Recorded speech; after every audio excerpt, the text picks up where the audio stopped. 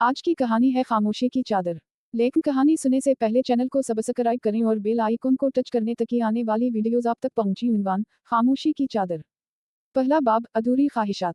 नादिया एक छोटे से गांव की रहायशी थी जहां हर तरफ हरियाली और सुकून का राज था, लेकिन उसके दिल की दुनिया बिल्कुल वीरान थी। बचपन से ही वो दूसरों से अलग थलग रहती थी, शायद इसलिए कि इसकी आंखों में कुछ ऐसे ख्वाब थे जो इसकी हकीकत से बहुत दूर थे। इसके वालिदैन एक काम से किसान थे जो दिन रात मेहनत करके अपनी बेटी के लिए बेहतर मुस्तकबिल का ख्वाब देखते थे।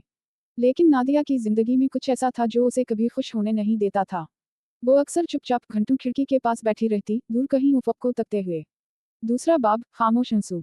नादिया को अपनी पढ़ाई बहुत पसंद थी, वो चाहती थी कि वो बड़ी होकर एक कामयाब औरत बने और अपने वालिदैन का नाम रोशन करे। लेकिन इसके ख्वाबों के आगे गुर्बत और मुआशरती पाबंदियां आड़े आती थीं। इसके वालिदैन चाहते थे कि वो जल्दी से शादी कर ले ताकि वो अपने फ़र्ज से सबकदोश हो सकें। एक दिन नादिया को बताया गया कि इसके लिए एक रिश्ता आया है। लड़के वाले उसे देखने आ रहे थे।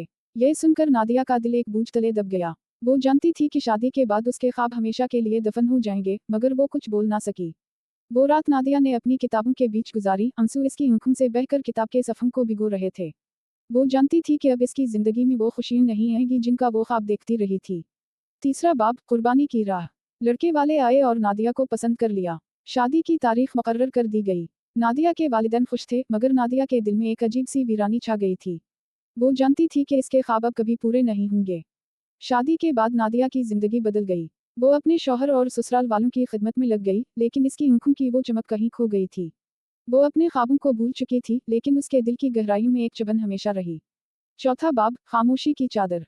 नादिया ने अपने आप को अपने खानदान के लिए वक्फ कर दिया था। लेकिन हर रात जब सब सो जाते तो वो चुपके से अपनी पुरानी किताबें निकालती और उनको देखकर अपने ख्वाबों को याद करती। इसकी आंखों में आंसू होते और वो किताबों के सफ़े पलटती, जैसे वो अपनी माजी को वापस लाने की कोशिश कर रही हो।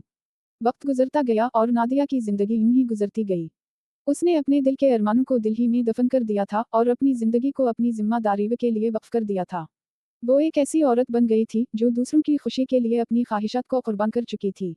इख्तिताम, अधूरी कहानी। नादिया की जिंदगी एक ऐसी अधूरी कहानी बनकर रह गई थी जिसके ख्वाब कभी पूरे ना हो सके। वो दुनिया की नज़र में एक बेहतरीन बीवी, बहू और मां थी, लेकिन उसके दिल की गहराइयों में एक ऐसी उदासी थी जो कभी कम ना हुई। ये कहानी नादिया की नहीं, बल्कि इन तमाम औरतों की है जो अपने ख्वाबों को कुर्बान करके दूसरों के लिए जीती हैं। नादिया की खामोशी की चादर आज भी बहुत सी औरतों की जिंदगी में लिपटी हुई है।